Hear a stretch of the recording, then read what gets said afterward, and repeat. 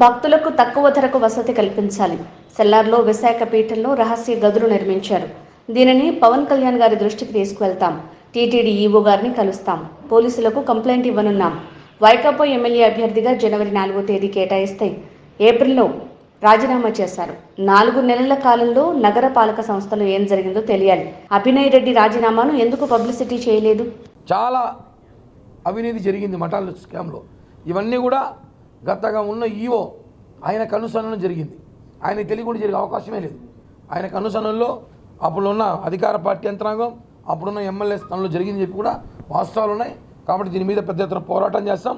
మాకు మీడియా కూడా సహకరించాలి ఈ విషయంలో. ఎందుకంటే తిరుపతి పవిత్రత మనం కాపాడాల్సిన బాధ్యత మీకు, మాకు, మనందరికీ ఉందని చెప్పి కూడా తెలియజేస్తూ, ఈరోజు ఉదయం ఒక ఆర్టికల్ చూసా పేపర్లో. తిరుపతి ఎమ్మెల్యే అభ్యర్థి, పోటీ చేసిన ఎమ్మెల్యే అభ్యర్థి, వైసీపీ అభ్యర్థి భూమన అభినయ్ రెడ్డి నేను దానికి కౌంటర్ ఇచ్చాడు. పేపర్లో ఆర్టికల్ వస్తే దానికి కౌంటర్ ఇచ్చాడు. నేను ఎప్పుడో రాజీనామా చేశాను, దాన్ని పబ్లిసిటీ చేయలేదు కదా అని. జనవరి 4వ తారీఖు ఆయనకి సీట్ కన్ఫర్మ్ చేశారు. అభ్యర్థిగా, తిరుపతి అభ్యర్థిగా కన్ఫర్మ్ చేశారు. ఆయన ఎప్పుడు రాజీనామా చేశాడు? ఏప్రిల్ 6వ తారీఖు. ఈ 4 నెలలు నువ్వు డిప్యూటీ మేయర్గా ఉన్నావు కదా, ఎందుకు చెప్పలేకపోయావు? మామూలుగా ఆడింత రోడ్ వేసి అభినయ్ రోడ్ వేసాడు అని ఫేస్బుక్లో పెడతారు. అన్న ఇటుకి పెట్టాడని ఫేస్బుక్లో పెడతారు. అన్న లైట్లు వేస్తాడని ఫేస్బుక్లో పెడతారు. అన్న రాజీనామా ఎందుకు ఫేస్బుక్లో పెట్టలేదు? మీరు టీవీలో ఎందుకు పెట్టలేదు? అన్నీ పెడతారు. ఫేస్బుక్లో మీ పేపర్ ఉంది, మీ టీవీ ఉంది. మళ్ళీ కావాలంటే ప్రతిపక్ష నాయకులు ఫోన్ చేసి చూడు రోడ్ ఎట్టేసామని చెప్తారు కదా. రాజీనామా ఎందుకు పబ్లిసిటీ చేయలేదు? నిజమే కదా, తప్పేముంది? అంటే ఆ 4 నెలల్లో ఏం జరిగింది? ఆ 4 నెలల్లో మున్సిపల్ ఆఫీసులో ఏం జరిగింది? ఆ 4 నెలల్లో ఆయన మేయర్, డిప్యూటీ మేయర్గా ఉన్నాడు కదా. నీకు అభ్యర్థి అనౌన్స్ చేసిన రోజు రాజీనామా చేసేసి ఉండొచ్చు కదా. నేను అభ్యర్థిని ఎలక్షన్ ముందు, నామినేషన్ వేసి ముందు రాజీనామా చేసినాడు. ఆ విషయాన్ని వాస్తవం తెలిసింది కాబట్టి బయట పెట్టారు. పేపర్లో ఆర్టికల్ వచ్చింది. దాన్ని ఖండిస్తూ వాళ్ళు పొద్దున మళ్ళీ ఏదో నోట్ ఇచ్చారు. లేదు మేము నీతి నిజాయితీగా ఉంటాం, కరెక్ట్గా ఉంటాం అనేసి. చూద్దాం.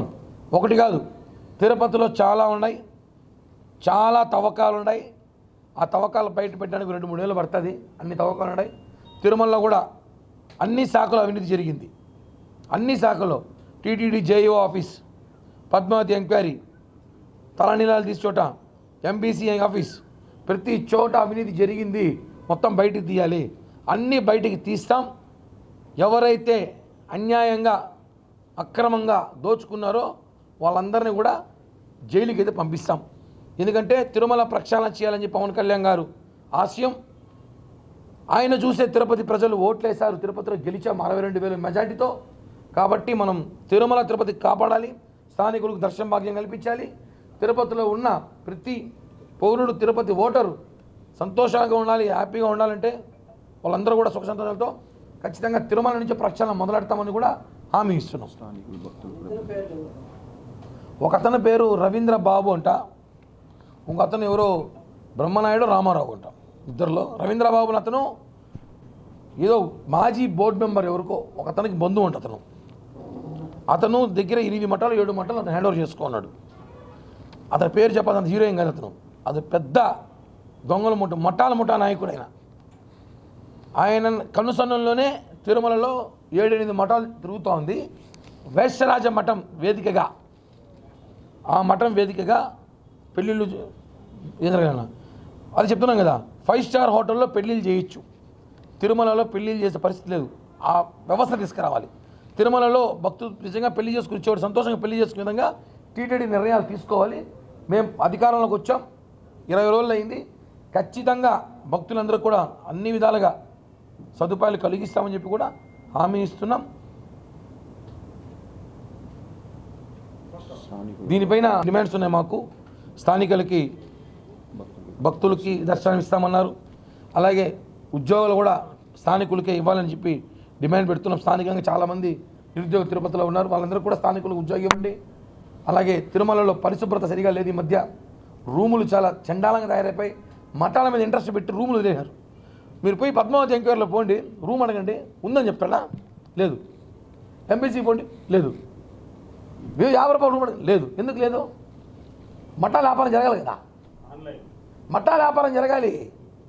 నేను కూడా ఏం చేస్తా, ఫోన్ చేస్తా, నేను కిరణ్ రాయలు మాట్లాడుతున్నా అంటే చెప్పండి సార్, సార్ ఇప్పుడే ఇచ్చినాం సార్, కొంచెం ముందు వచ్చి సార్ 10 నిమిషాల ముందే అయిపోయింది సార్ అంటాడు. అదే వాడే సలహా ఇస్తాడు, ఎట్టబా ఇప్పుడు మా ఇంపార్టెంట్ మా బంధువులు వచ్చారు, ఏంటి పరిస్థితి కొండపల్లి అంటే, సార్ మనకు తెలిసిన మఠం ఉంది పోతారా చెప్తా అంటాడు. పద్మావతిలో బ్రోకర్ పెట్టి వ్యాపారం చేస్తున్నారు వీళ్ళు.